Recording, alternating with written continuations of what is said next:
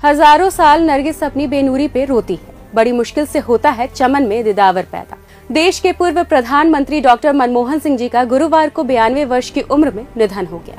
उनकी परवरिश उनके दादा दादी ने की थी। मनमोहन सिंह जी ने चंडीगढ़ यूनिवर्सिटी से इकोनॉमिक्स में ग्रेजुएशन किया।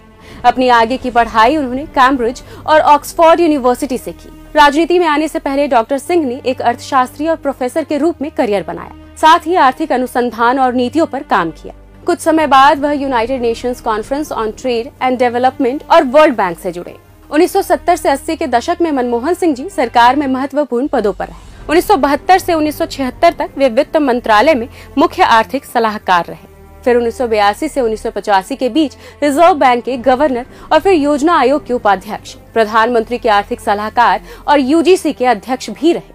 1991 में जब भारत आर्थिक संकट से गुजर रहा था, तब उन्होंने राजनीति में कदम रखा।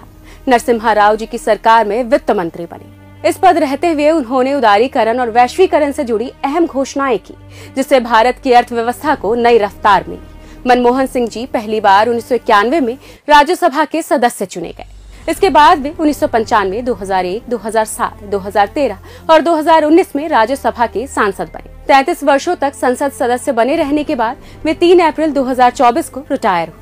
डॉक्टर मनमोहन सिंह जी 2004 में भारत के प्रधानमंत्री बने और 10 वर्षों तक वे इस पद पर बने रहे। प्रधानमंत्री रहते हुए उन्होंने कई बड़े फैसले लिए, जिनका देश दुनिया में हर कोई मुरीद रहा।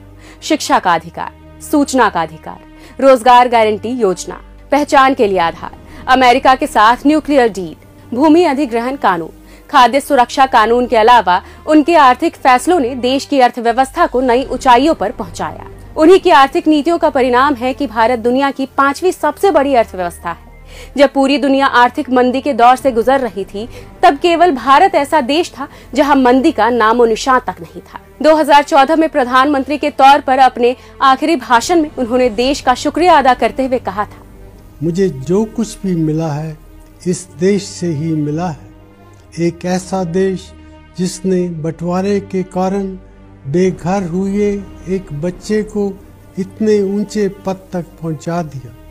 ये एक ऐसा कर्ज है जिसे मैं कभी अदा नहीं कर सकता। ये एक ऐसा सम्मान भी है जिस पर मुझे हमेशा गर्व रहेगा।